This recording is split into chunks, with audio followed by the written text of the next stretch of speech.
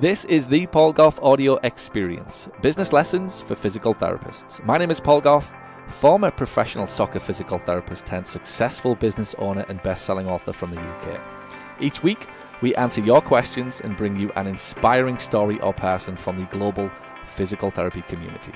This show is dedicated to sharing with you everything you need to know to become hugely successful in private practice. Thanks for joining me today.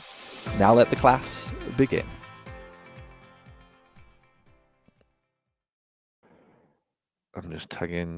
I'm trying to tag you, but I don't think I can find you, but we're sharing this out. You're not on Facebook, no? Yeah, I'm on Facebook. I didn't pop up there for whatever reason. Right, welcome everybody. Welcome. We're all the way around the world. We are about 17 hours-ish behind. It is Wednesday night in Orlando. The sun is just about to set and the sun is just coming up on the other side of the world in Sydney. We're with James Becerra. We're in the middle of Sydney and we're going to talk about life as a physio practice owner with James, the trials, the tribulations, the joys, the laughs, the giggles, the tears of running a private practice in any country is exactly the same. And this is what I love. The reason I love doing these podcasts and just generally meeting people all over the world, and I do love it, it's the perspective that you get when you talk to people. Everybody thinks their little country is different, or their little world is different, or their little town is different. And it's like, Paul, you don't know what the Aussies are like. It's different over here. It's different over here. And then I come to America. It's like, Paul, you do not know what Americans are like. It's different over here. And I'm like, you don't know what the Brits are like. They're fucking different, right? Like everybody's different wherever you go. I'm like, as long as they've got a head, two hands, like three parts to the brain. The only time I would accept that somebody is different if you tell me that people in Australia don't watch TV. Like that would be the thing that would spook me. If they don't watch TV, then they're different. But as long as they watch TV, and then I think that's about it. So, James, welcome to the show. Thanks for joining us. Thanks for having me. I'm looking forward to it. It's been really cool. Yeah, it's been great. I mean, we've known each other now for a few years. I remember the day I was first talking to you. I remember it. I think I was in Texas. Was I in Austin? I remember talking to you. Or possibly New York, maybe? I was somewhere. I'm pretty sure. I think it was Austin. I'd been to a conference, and I'm sure it was a Sunday afternoon. I was there. It was the weekend Tiger Woods won the Masters, if I remember right. And I was thinking about this. Actually, you're right. And you were finishing a conference. I was. I always track back the origin story to anybody that I speak to, and it was around about 2019. 2019. Yeah. 2019. Yeah. I was in Austin. I'd been to a 4-day conference. It was Sunday afternoon. It'll have been early morning for you in Sydney. We were talking about your business and what you needed and all of those things. So I remember it very, very well. And even the Australia, kind of market, if you like, we've worked now with clients for probably 4 or 5 years, different clients from different parts of Australia. So it was fantastic to talk to you, and obviously over the last few years get to know you well and watch your business grow, and you grow, and you're now part of our CEO program. We were just saying this is the freshest I've ever seen James, and James, I've got to acknowledge this for everybody listening. So James is part of our CEO program. So I've just had Natty on. He's part of group 3. You're in group 4. And Natty has the audience or the painstaking task of flying down from New Jersey, and he thinks that's a ball ache to jump on a flight for 2 hours to come to Orlando. James has the task of staying up all night. Quite literally, we watch the sun go down when James joins the CEO program virtually at 9 o'clock in Australia. We watch the sun go down in the background, and we watch it come back up in the next on the next day. And James is still in the CEO program. So for me, James is just a star. And when anybody tells me any bullshit about they don't have time for stuff or they can't make classes or courses, I think of James. And I've got to give Simon Naroki over there in Melbourne a mention as well, who does the same thing. So I just think you're amazing for that level of work ethic. So I love having you on the show. So tell us a little bit about your business. Put everybody in the loop. Where are you exactly? The size of the business, the number of employees. Just give us a little bit of a heads up, and then tell us your story. Yeah, nice. Well, we're a physio practice based in Sydney. We have 4 locations now. I started in 2015. So yeah, since 2015, we've grown to 4 locations. We have about 17 or 18 employees at the moment. and looking for a few more to start next year. So we're hoping to grow the team to about 20. And yeah, look, we're spread all across Sydney. We've strategically done that. So, each of our locations are in, 4 different major parts of Sydney. Yeah, and it's been a, pretty fun ride. And you talk about, the journey starting in 2019, but the journey for me, listening to you, I listened to your podcast from the very first episode. Like, I think All that was right. like 14 or 15, maybe, Wow, when you yeah, started. 2015 probably. Yeah. When I first followed it, you only had 2 episodes on the podcast. Is that So right? yeah, or 2 or 3, and I'd caught Yeah. up and pretty much was listening to them every week. So yes, the journey for us started in 19, but for Yeah. me it started way earlier, 15 maybe, or something like that. God, it's nuts when you hear that. It's you never ever take it for granted, and I hope people listening think, where's their version of that? That people are watching what you're doing, or they're listening to what you're doing, and it doesn't necessarily translate to kind of any commercial relationship or whatever it will be for however many years. But it's fascinating, and I never ever take it for granted when you hear that somebody in Australia is listening to your podcast, and I'm putting that podcast out from a little old town in Hartlepool, this tiny little economically challenged town, and there's some guy strutting around Sydney in his car listening to my podcast. Like, I'm surprised you don't speak English at this point if you've listened to that many. There must be some English, like, shit comes out if you listen to me that much. Look, I probably do. I think if you ask some of my team, and if they listen to you when you come to Sydney, and Yeah. they probably think that I definitely say some things that you say. So there's definitely that happening.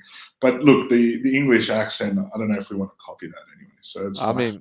I mean, you've took lots from us over the years, the Ashes and various things. You might as well take the accent as well. You've got a new king now as well, haven't you? You Aussies. I mean, I've got to get that Well, one in quite early, and a not queen. my choice, hey.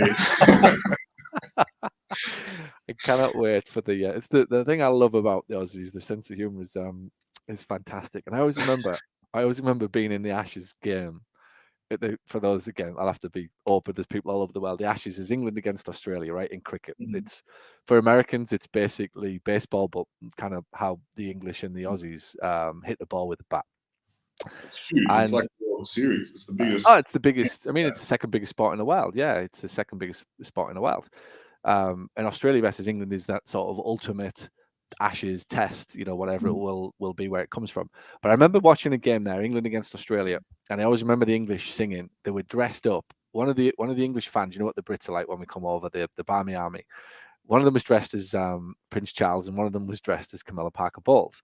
And the song was, they were singing to the Aussies, the 20,000 English were all singing to the Aussies, "Your next queen is Camilla Parker Bowles." And I'm like, I never ever forget it. This was 10 years ago, and it made me laugh for the entirety of the day. The idea that English were singing "Your next queen is Camilla Parker Bowles," not "Your next king is Prince Charles."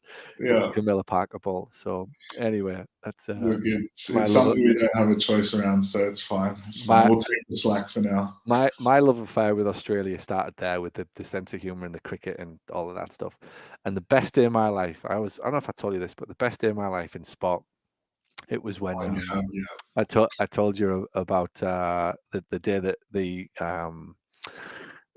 guy got a hat trick. What was his name? Who got the hat trick? I think it was Tremlett, the English cricketer Tremlett, got the hat trick against what was his name? Mitchell Johnson. And I remember thinking, surely not. It's going to be a hat trick. And then there it was. There's the hat trick and 30,000 fans. I was actually pictured in the national press doing the. I've probably still got the picture somewhere. I was pictured in the British national press the next day, just in the background, like I'd been caught and a few people had seen it. Well, it was one of the best days of my life in Sydney, so I'm really looking forward to going back to the SCG to watch a little bit of cricket. But anyway, right, I always go off topic with the fun stuff. What's happening in your business? Let's start off with some good stuff. What are you really loving about your business right now? What's good? Yeah, look, it's we're at a point in the business where I think we're very clear on where we want to be going, and what that looks like. And even with hiring at the moment, like one of the things that because I do that with a team now. Before it used to be just me hiring, but Yeah. now there's one or two more people involved. And one of the things that I keep saying, which is really really cool to be saying, which I probably wouldn't have done even a year, 2 years ago, is we know now what it looks like to be a switch physio, and how Yeah. to hire for that. So there's some really good things that are happening in the business at the moment, where very clearly where you want to be and where you want to go. And this has probably been one of the more challenging years for us, compared to the last 2 years during COVID. Yeah. The 2 years of COVID, really good growth periods for us. And, Yeah. this has been a bit more of a challenging year, but on the same token, I think that it's been good to kind of look back, and after 2 really good successful growth years, kind of go, okay, cool. What got us through those 2 years necessarily didn't help us this year. And now we're sitting there going, okay, well, how do we take it to the next level? Which I think is really good to be able to look at that, from a success, whilst it may not seem successful, but it's good to be able to then now go, okay, well, what do we need to change to grow again in the next year or two? I love that then. So what is it? I think that's the burning question I've got. What was happening in that 2 years of stability? What did you feel in, let's say, the last 12 months? What was the change?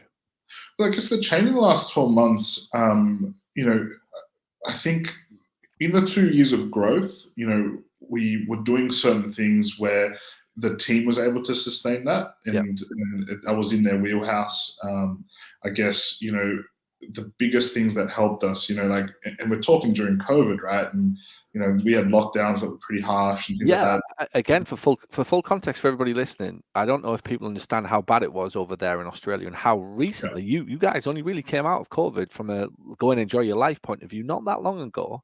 Versus somewhere like Florida, we had 6 weeks of it. We had 6 weeks of lockdown, and that was it. And I'm listening to you guys and talking to you and thinking, holy shit, 2 years later, you're still under house arrest, like one step behind China by the sounds of it over there.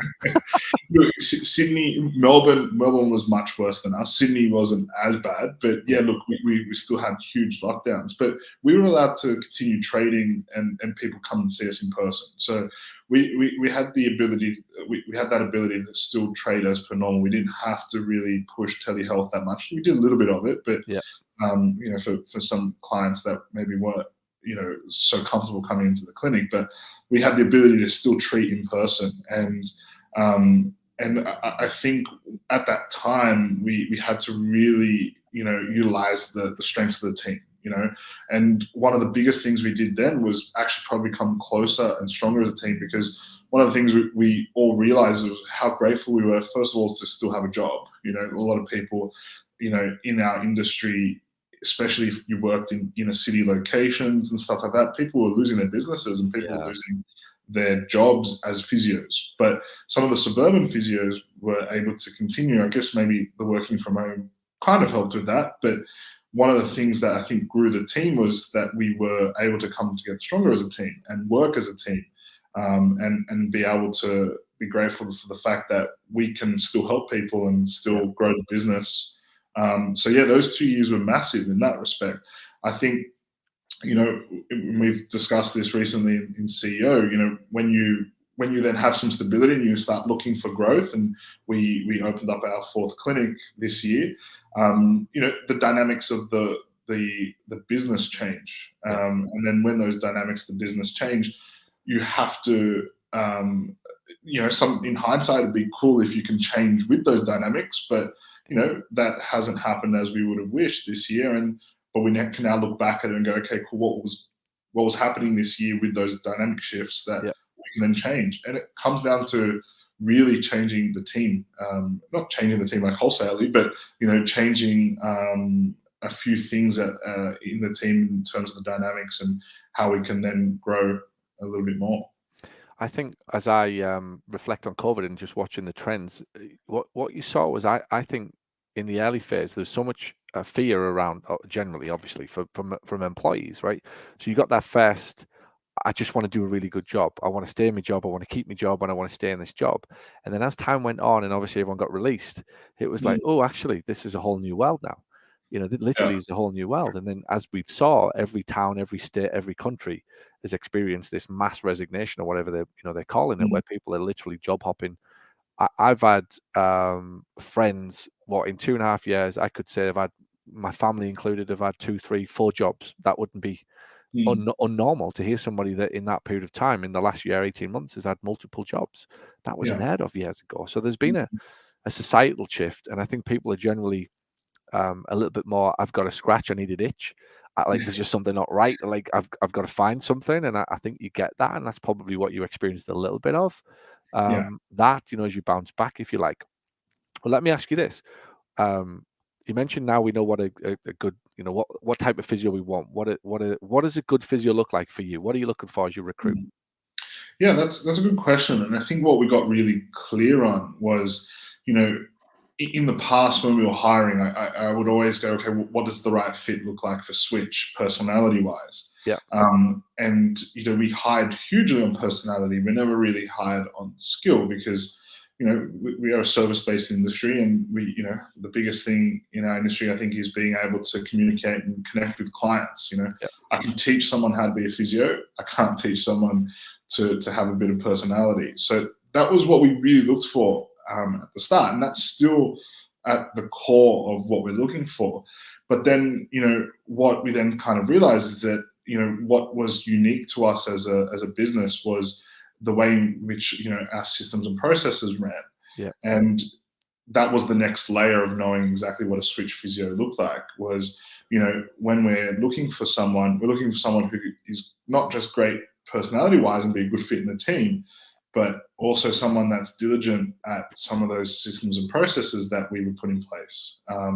And, so we're now looking for people that, have had some sort of experience, not necessarily doing the exact systems and processes that we have. I don't expect that, but some experience in, not just treating a client and see what happens kind of things. Like, have you had experience of, being in a business that has looking for growth and is looking to apply systems and processes, not just from how we approach an injury, but, how we communicate with that client ongoing, how we keep the relationship going with them, all those kind of things. And not everyone has that, but they may have done that in another role, like if they've worked in a bar before, or if they've worked in retail before, did they have experience of, having to keep relationships with customers, not just they just come in and out they go kind of thing. And they're the kind of things that we're now looking for, that we know are they're going to be successful, when they start working with us, because I can teach them how to be a physio, I can teach them how to treat a neck, but we want to know that they can then adapt to those kind of things as well. Who's responsible for that then in your office? We've got 17, 18 employees. It's a pretty decent sized business for many people in physio. That's a good business. The typical might have 6 to 8. We've got 17, 18 employees. What's the time commitment, or the people commitment to the people inside of the office? Yeah. Look, that's probably one of the things we noticed this year that we need to improve on. We did have a operations manager up until the start of the year. And I've taken over a little bit of that role because our operations manager has left. But up until then, the operations manager dealt with that predominantly. And then we have an admin manager, and we have clinic managers. So if we were looking for an admin person, it'd be the ops and the admin manager. If we're looking for a physio, it would be the ops and the clinic manager, and then I would get involved in later stages. But we don't have the operations manager anymore. So, and we're looking for one. And so at the moment it's me doing that. And the time commitment's huge. Like, for myself, it's every week, I'm doing some sort of task or role, or spending a couple of hours just trying to do some sort of recruitment. If we're not having candidates, what ads are we changing? Where are we looking to put some more ads up? If we do have candidates, who's vetting them, who's interviewing them. So it's a huge commitment. But I think you need to, because you can't just accept the first person. We've had job ads up since January of this year, and I'm sure across the world everyone's experiencing this. You're not going to get heaps of candidates at the moment. And whilst we haven't had a flood of candidates, we've also rejected a lot that have come in as well because they weren't the right fit for us. They weren't going to fit a switch physio. So whilst it's frustrating it would be great to have a few extra team members because we need them. Yeah. We also haven't found the right one either. So we're not going to pull the trigger until that happens. Here's a question. So I ask this whenever I do interviews, right? So here's a good hack for you. Whenever I do interviews, I've gotten now to a point where I say some version of this. I've never hired an ops manager before. This is the first time I've ever recruited for an ops manager. I would like you to teach me what to look for in a really good ops manager. So I'm going to ask you, James, the question as people listen to this who are thinking about an ops manager or have an ops manager and they're not quite sure whether they've got a good one. So my question to you is, what have you learned about an ops manager's role? So obviously you're a fully licensed physio, right? But you've moved into the ops manager's role for your company. What have you learned about it? What makes a good one? Teach me. Cool.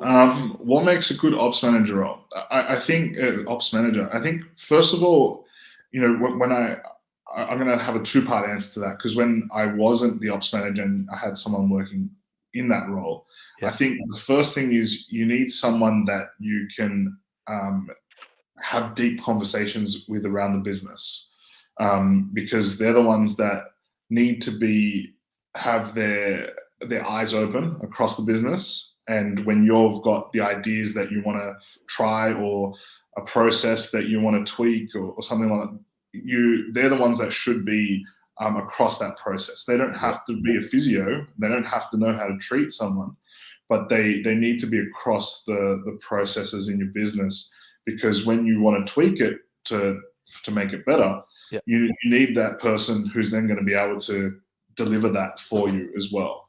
So when you're not in that role, I think that's really crucial that you've got someone that has a good understanding of your business across all the systems and processes. For myself, jumping into that role, at first it was like, holy shit, there's a lot going on here. It's different when you're sitting above that, and it's very different if you're in the treatment room. When you're in the treatment room, you're trying to juggle everything at once, right? When you step out of the treatment room, there's now a little bit, you have to create some control. I think, being a physio who was in the treatment room and jumping out of it, it's very easy to try and keep juggling those balls like you were when you're in as a physio. You really have to take the time to get across how you're going to control all the different aspects, if that makes sense. What did you notice? So all of a sudden, I imagine, I remember when I went from being a full-time physio, I cut the cord like overnight. I was in France. I was in Nice. I was in a place called Nice in France. And I remember it was July. Harry was due to be born in the October. And I was like, that's it, I'm done. I just hit an epiphany. I was like, I can't see another patient if I've ever... I've never touched another patient since back in that period of time, 7 or 8 years ago.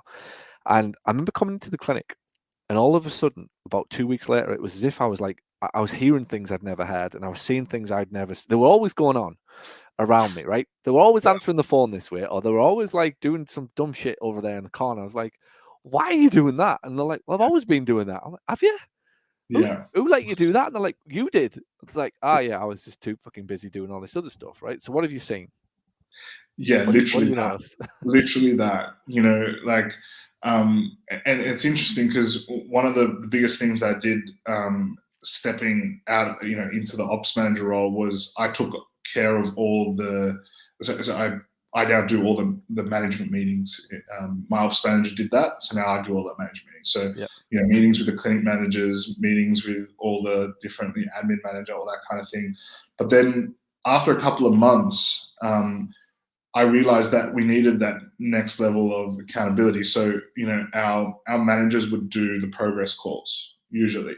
And I was like, hang on a second, that's happened. Like, there's too many things that when you're in the treatment room and when you step out, that you probably didn't notice. And, even for the managers, that I started noticing, hey, there's a few things here that we need to tweak. So I took over the progress calls of the staff at that time as well. And I think moving forward, I might keep that with the ops manager as well, because we're talking systems and processes in those progress calls. We're not talking treatment. They can do that with the clinic managers. So moving forward, that's a thing I think that the ops manager will definitely do is progress calls moving forward as well. And I think that helped me get a handle of those things that were happening that I didn't realize were happening.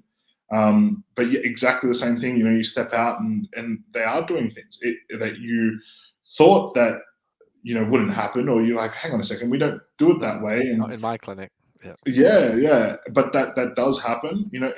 Even simple things like the amount of times we've gone through a cancellation phone call, and the scripts down pat, and we could practice that 10 times, 100 times. We could do it in a training day, and they'd ace it. And probably, let's say 50% of the time, they're probably acing that cancellation call. I'm not saying it's none. But then you're hearing a few now, like when you're not in the treatment room, you might hear back a few calls, you might hear back a few things, and you're like, oh, hang on a second, like that's not even close to what we're doing. And that requires attention. And that's why, going back to what I said at the start, when you have an ops manager, they really need, you're not going to have someone who knows all your systems and processes straight off the bat, but they got to want to first of all get across them, and then show you and help you improve them as well, and be a sounding board for your ideas to improve those systems and processes. Yeah, what I've found is the ops people generally come in, they're very process driven. Good ops people, the majority of ops people lean towards process, which is fine. And they nearly always want to fix the processes for the business. But in the end, the magic's in the people. And you've got to try and find somebody that either starts as process and you kind of edge them more towards, that's great, you can keep fixing all these processes, but the people element of it is key here. The attitude, the character, the picking up on the behavior patterns, and just having every now and again, just an arm around somebody in a coffee that says, look, take them out for a coffee or a glass of beer or whatever. And it's just like, come on, like, what's going on in your life? You're not really, I think about the ops managers that I've got across all of the companies, and I would describe their role as they don't really manage anybody, but they inspect everything.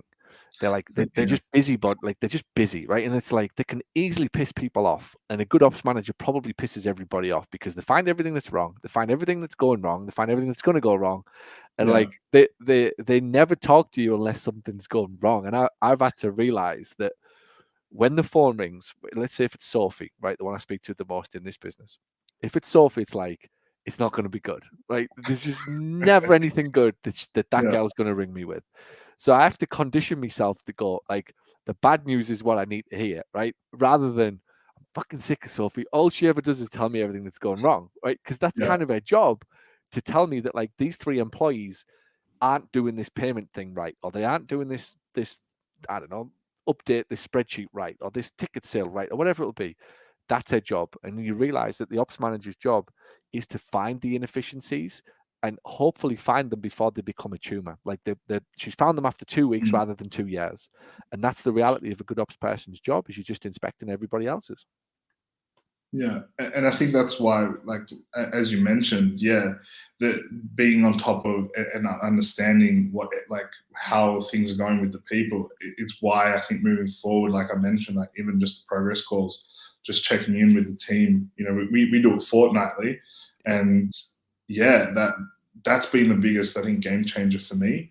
I think looking ahead, because I do it now, the biggest transition is going to be getting the ops manager to do that, because I think, being the founder and the owner of the business, I think, the team do like having me jump on those calls as well. But to grow the business, it's not something that you can do, long term. And, finding a good ops manager who can do that, I think, is also key. You're spot on there.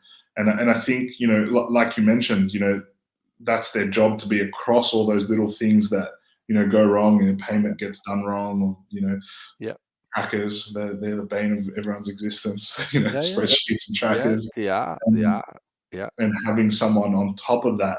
And sometimes you're right. Like, I'll sit there and I'll blow up that these trackers aren't done properly, and then I'll go, hang on a second, like why is it? I go to that person, you put an arm around their shoulder and like, what's going on here? Like, we've gone through this. I know you know how to do it. Like Yep. what's the go? And then they're like, oh, this and this happened, and I was under the pump the other day, and more phone calls happen than usual, and you're like, okay, cool, like, okay, well now I can understand that. Yeah. Okay, cool. Now we're having a connection here, as opposed to you just come down and like, oh, why the fuck aren't the trackers done, and all that kind of thing. So I think, yeah, you're right. That's an important part of ops manager role, and I think naturally that's probably one of the biggest things that I've gravitated towards, because that's just how I am. But you don't want, I think you're right. You don't want an ops manager that's just a dictator either. Yeah. Then they've got to have that human element Yeah. too. I think that's Yeah. super. They've got to, Super. they've got to be respected as well. That's the thing I find. They've got to be respected, and that's the business owner's task, I think, is to create that culture where people invite the ops manager in as a guest rather than an unwelcome pest, if you like. It's making it very clear that this person's here to really help. And what I find is, I bet you I only hear 10% of what actually she finds, because most of the time there's not that much to fix. It's just a remind that it isn't getting done. Correct. Correct. And it's interesting you say that you don't want the ops manager to be a pest. I think that was one of the hardest things when we hired an ops manager. Yep. They did see him as an outsider, and that was quite interesting. And I didn't expect that, to be honest. And then going into that role, and then myself, like, okay, cool, like I'm the business owner, and so they kind of respect that. But you're right, having that person that then replaces that ops manager, yeah, they really do need to be respected, and yeah, that's huge. I think the key is that the business owner needs to understand what the ops manager's doing, right? So when you now understand the nuance of what the role is, that it's to be an inspector, to find things that are going wrong, but it's nothing malice. It's under the banner of, we know that we're all human, we all make mistakes, we all forget, we all have bad days, we all have weeks where we're heads up our ass or whatever. Yeah. The ops manager's job is to come back in and go, okay, cool, like, yeah, you had a bad week, a bad day, but look, this needs to be done. I'm here for you, not working against you. And once you realize that's what their role is, the job of the business owner then is to kind of welcome that into the business and explain that it's, nah, look, like this this guy's here to help you, like not to chastise. I often say, and like I said, I make it clear to my team, Sophie's job is to go in and irritate the life out of everybody in the nicest possible way.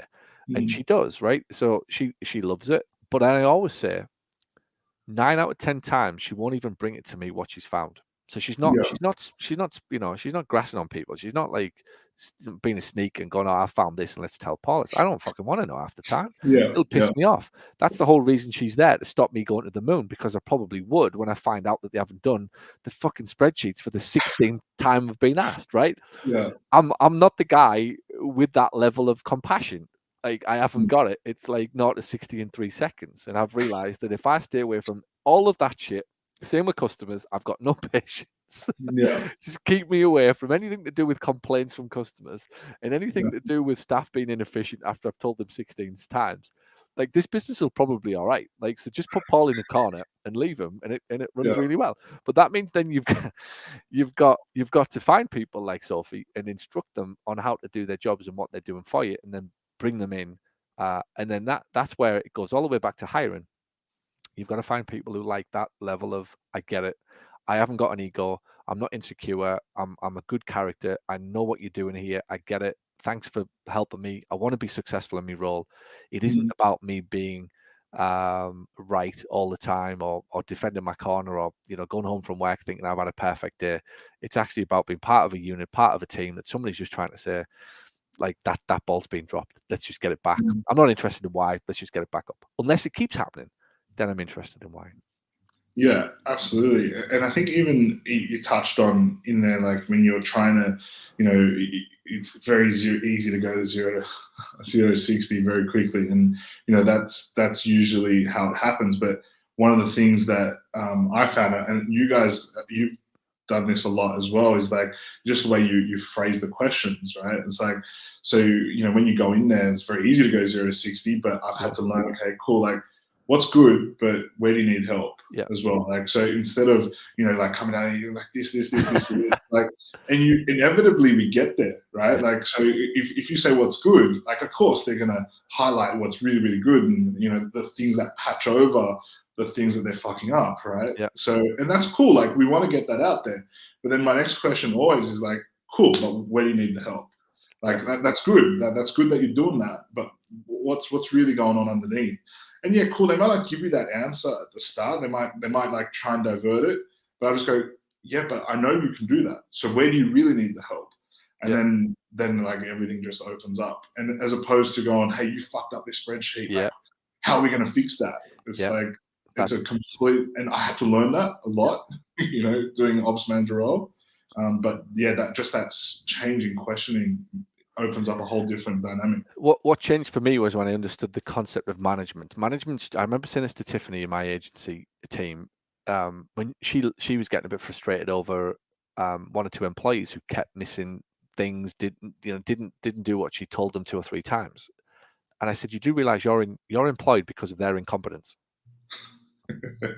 Yeah. Right? That isn't me being disrespectful, right? I've had 2 business coaches today that I've been speaking to. They just both fell today because of various things, right? Like, that's my version of accountability. I've got incompetence, I've got inefficiencies, I've got blind spots, I've got weaknesses. I've had 2 nights this week with 3 hours sleep for whatever reason with kids, right? You just have days where you're not going to be on form. Like, you're going to do your best, and you're not bringing an excuse to it, but you are from time to time. So you need somebody who just kicks you up the ass. What's good? Where are you struggling? What do you need? How do you need? What can I do to help you? And I think when I understood that management's job was to make other people more efficient, all of the like frustration went away. It wasn't my job to point fingers and shout and rant and rave. My job was to sit over the top of 5 or 6 people and basically just say, I know you're all human. And on a normal average day, you might come in 75, 80%. But if I can get you 85, 90, if I can get you to 85 or 90, I've got 50% more output from 5 people. That's all going to land in my bank at the end of the month. And that's where it changed for me, is not seeing it as a attack that I've told you and you haven't done it. Which, when you think about that, you take it personally, because it's like, why didn't you listen to me? There's an element of that, and that's where bad managers click in. Those people shouldn't be managers, right? The journey that we go on, I think, as manager is, first of all, you've got to be able to manage yourself. Then can I manage somebody else? And then can I manage other people to manage other people? And what you often find unbelievable in healthcare clinics, where the guy or the girl that's running the office is usually the long servant award, right? They've been in there for 17 years and somehow they're managing like 7 people. They couldn't manage toffee. Like, there's not a thing that they could do to help a human being get better. They've just got the most experience. And that's where all of the inefficiencies happen in clinics, where you've got people who can't manage themselves, managing a bunch of 5 people. Is it any wonder that it's a revolving door? Every 6 months, somebody's out the door. It's really important, and that's a really important point, because we changed the structure of our clinic management. So this year, and you have to have the right person for what I'm about to say, I guess. But we had a front desk that was she's only been, I think it's a year this month, right? And she was just superstar on the front desk, and you could see that she was getting a bit bored with that. Like, not bored, but like, she was able to do it quite easily. And we wanted to kind of keep her in the business and know that she could go to the next level. And in the past, same kind of thing. It's usually whoever's been there the longest, and who's got the most experience, and it's usually a practitioner, or a physio that then make the clinic manager. And we've now separated those 2 roles. So we now have a clinic manager that is a practitioner, and their role is about managing the treatment and care aspects across the team. And now we have the front desk, we've now promoted to like a practice manager or an admin practice manager. It doesn't really matter what the title is, where now she's more responsible for the accountability and the systems and processes in the business, you Yeah. know, and she's now more managing the day-to-day person in the clinic, you know, making sure that they get their tasks done, making sure that their books are done, and, you know, all the small little things that the practitioner couldn't keep on top of because they're treating. Yep. And that's really important, kind of what you said, that, you know, like sometimes we give that role based on respect, and that's what we do in the industry, and, you know, the physio that's been there the longest. And, you know, I still think, you know, good physio should be rewarded as well, you know, Yep. but now we've split it into clinical and business, and the business side of things need to be done by, unfortunately, not practitioners. And Yep.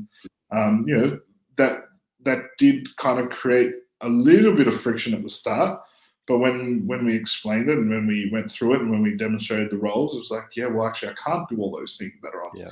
this person's list, because I'm treating. And Yep. yeah, I actually enjoy, you know, keeping the team accountable and making sure treatment outcomes are improved, and, you know, all those kind of things. And they still have a huge role in managing Yep. the team, but it's not based on the business and admin side of things. That's now taken away from that person. And I think that's an important point, because we just do it because that's the status quo, that's the norm. Yeah, I've become more of a fan of now, you know, every year that goes by in business, the internal, you don't get me wrong, you need the odd, you know, every now and again a heavy kind of weight of experience coming in from somewhere in finance, or, you know, you do, even in PT, you know, the clinical person, you know, every now and again you just need to lob somebody in there that's like been there, seen it, and done it. But the more that I watch my own businesses and just other companies, I'm becoming a bigger and bigger fan of internal, where there's a girl on your desk right now. If there's 3 of them, one of them should be coached up to be, or certainly selected, pre-identified over an 18-month period of time to say, look, like that's going to be you in 18 months, and I'm going to work with you. You've got the character, you've got the attitude. And even the PTs, I'm not adverse to any of the PTs being anyway managers. But what I'd be more concerned about is that I can't take you from great clinical to managing a human being the next day just because you're a good clinical. It doesn't make sense. It's like, it's never made sense. And I'm gonna overpay for you to be incompetent at managing. But what I am in favor of is, if you come to me now, James, and said, look, Paul, yeah, look, I've got aspirations. I want to be a manager. I want to grow. I want to know where I'm going. I'm going to get good. Here's what we're going to do. I'm going to put you in the role, but I'm not paying you yet, but I'm going to start working with you. And I'm going to give you the opportunity to kind of come and learn from me. I'm going to teach you some balance sheet stuff. I'm going to teach you how the economics work of a company. I'm going to let you do some hiring. I'm going to let you get your teeth into Indeed and start interviewing 1 or 2 physios. And then I'm going to start letting you shadow. And then I'm going to let you take a team training. And then I'm going to give you some feedback. And it's going to be quite candid. And then I'm going to give you 10 books to read on human development and, you know, people management and understanding yourself and influence. And then I'll test you on the books. And if you want to do all of this stuff, you really want to be a manager, great. Like, that's the path for you to get there. And I'm becoming more of a fan of that internally in all of my companies now, that I'm talking to people, like right down to Macy, who's normally sat here with us. She, like, straight away, she hired Logan, who you spoke to. That's the first step. That's the first step where, all right, this is what you want, Macy. Great. Let's start hiring people. Let's see if you've got good judgment of character of people. Can you spot the type of person that we need in this type of company? If you can, great. You know, now I'm going to give you, here's how I want you to talk. Here's how I want you to do this. If I was you, I'd do it like this. You know, try this when the person starts. So you're coaching those leaders from internally. If you see somebody that's got, even if they've only been there for 6 months, I think you can spot it quite quickly that they're the characters, they're the strong. Just chuck shit at them and they'll do it. There's no dramas, there's no emotion. They're on time every day. There's no rushing out the door every night because they've got a fucking fire at home that they need to put out.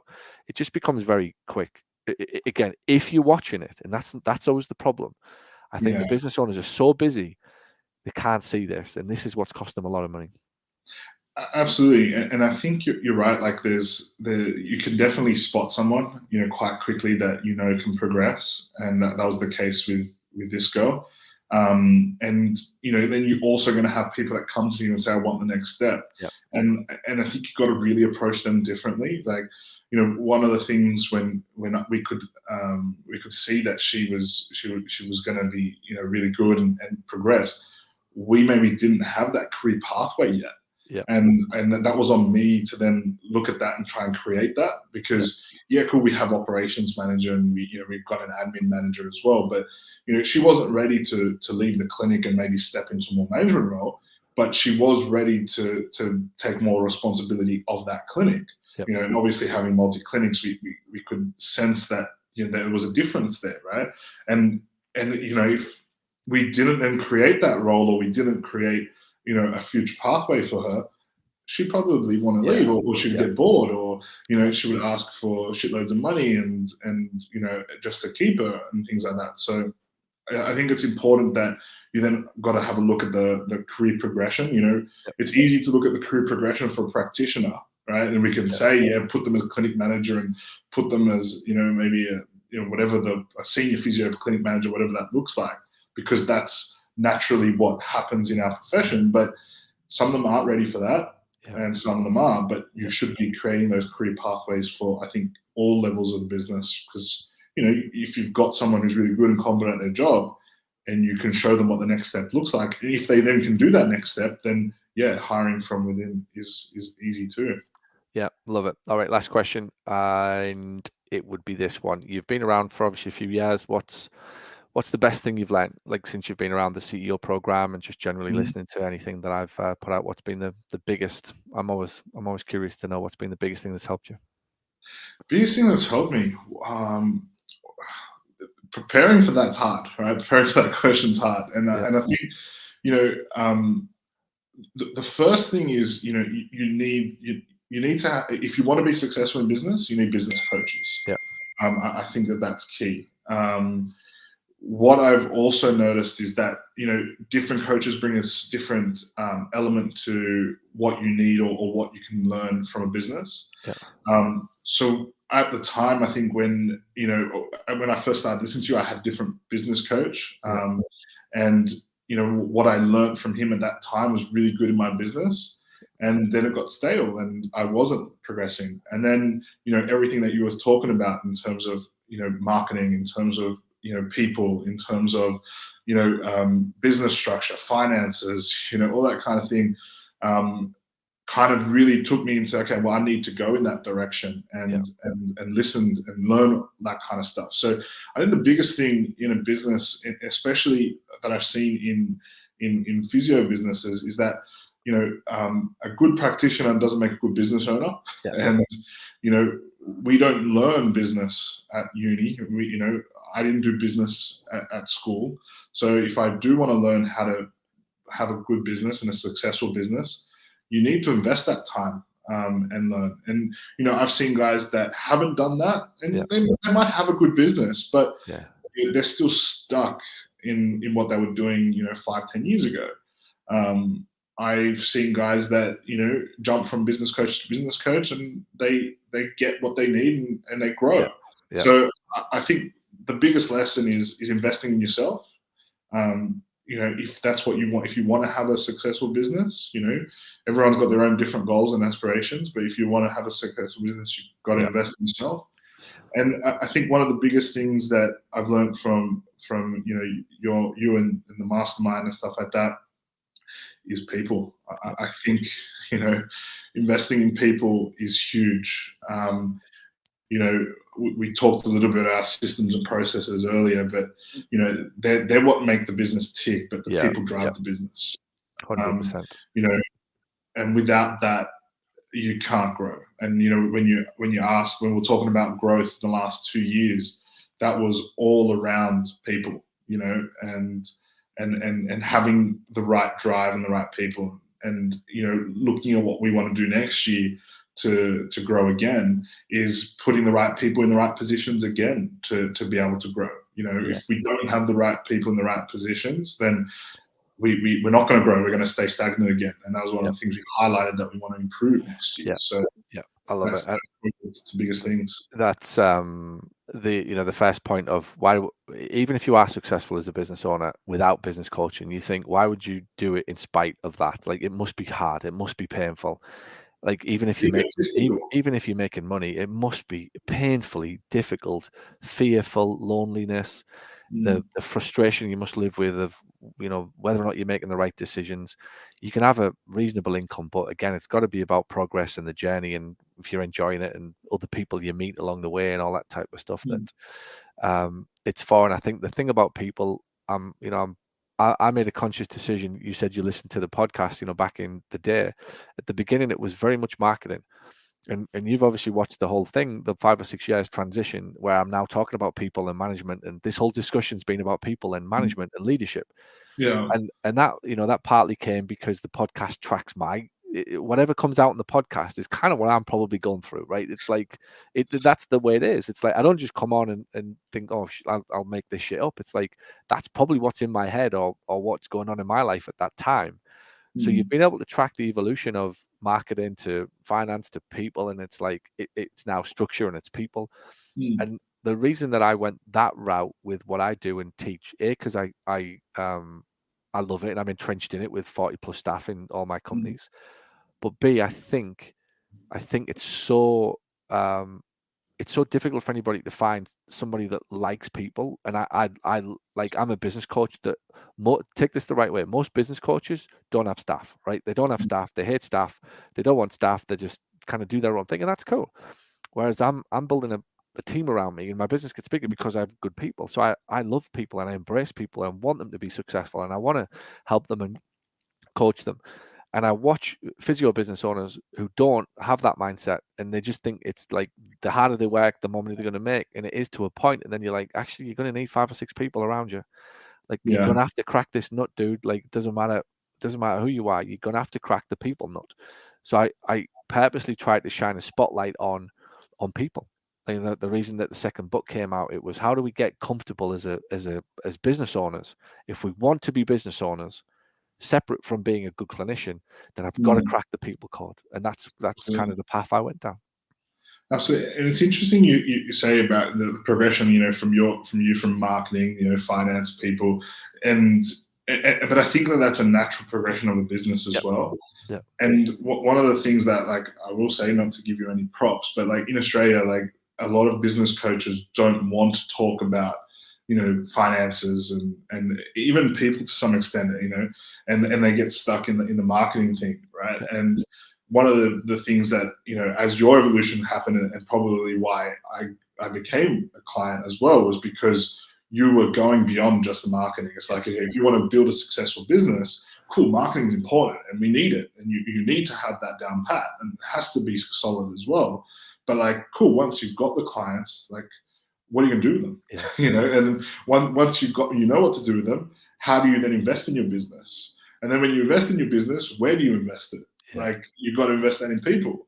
And I've had so many, business coaches before that only did the marketing. And it needs a bit of voodoo to talk about finance, as a coach in Australia. So it's often that they don't, again, being respectful, it's sometimes their business doesn't get big enough for them to be in it. And like every day I'm having a conversation, every day I'm on the bike, right? I wake up in the morning, my routine, I'm on a like a, what's it called? Like a air bike, I don't know what it's called. Like what it's called.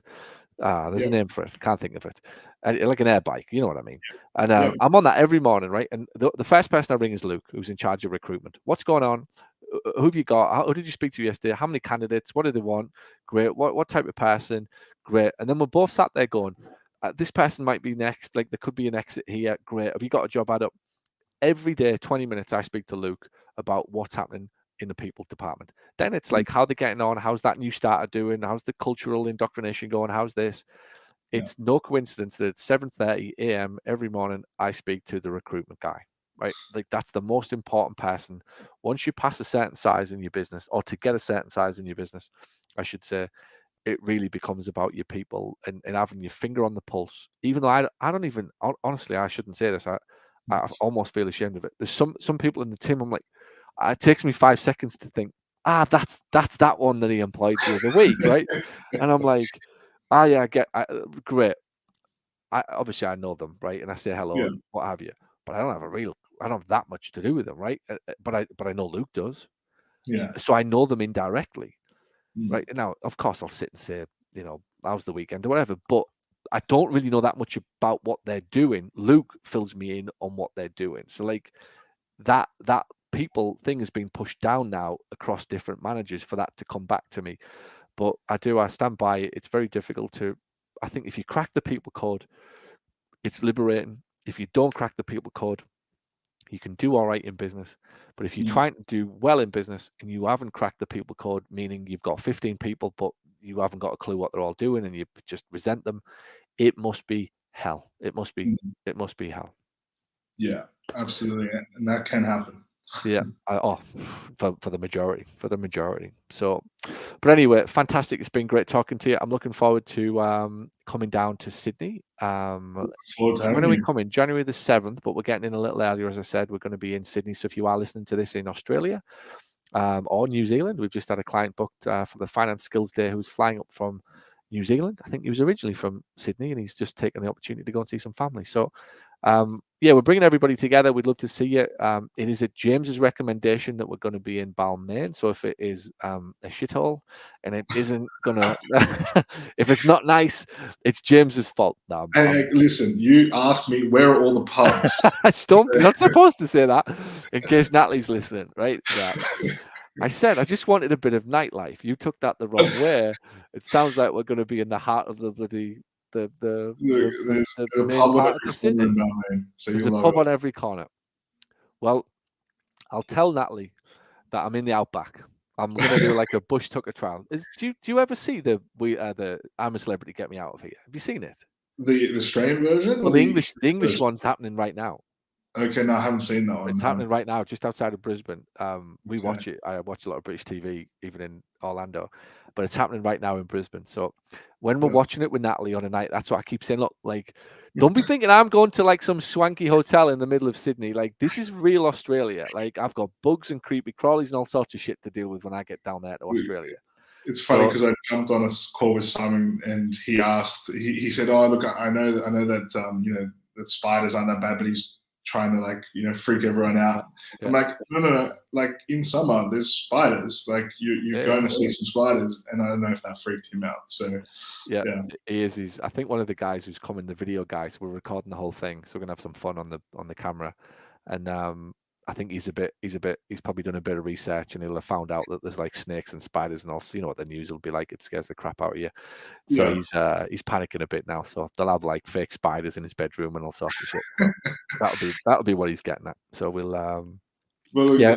you won't need fake ones. So I remember it well. I do. I love it. I'm very excited to come down, watch a little bit of cricket, hang out. I'm looking forward to come to your clinic, see your staff, and yeah, get together with some good physios and some nice people from that part of the world before heading back. It's a whistle stop trip, but I've always said I've any opportunity that I could get in my calendar to come, and that 10-day window has opened up, and I didn't need a second glance, if you like, to think that that's where where better to be in January. Orlando's nice in January, but Sydney in January, cricket's on, like, just couldn't be more excited to come down. let's hope we got good weather for you. Well, I know, yeah, I know, but we'll have some fun either way. Like you say, if there's a pub on every corner, we'll be fine. The Brits will be fine as long as there's a pub on every corner. We'll be good. Yeah. All right. Where can people find out more? What's your clinic website, social stuff? Yeah, so we are switch.com.au. You know, all of our team have their own social pages. If you put .switch, you'll find all our team. They've got plenty of stuff all over Instagram as well. And yeah, you know, when you want to talk about, you know, people, you know, one of the big things that we do is we try and encourage our team to you know, promote themselves and grow, you know, themselves in confidence as well. So all our team have social media pages, so you can find it .switch. Fantastic. James, you're a star. Thank you very, very much for coming on. Really appreciate it. Thank you. Yeah, looking forward to seeing you in what will be probably 5 or 6 weeks. It's going to come around really quick. Looking forward to it. Me too. See you then. Awesome. Thanks, Thanks, James. Paul. Appreciate you. Have a nice day. Cheers. See ya. Bye.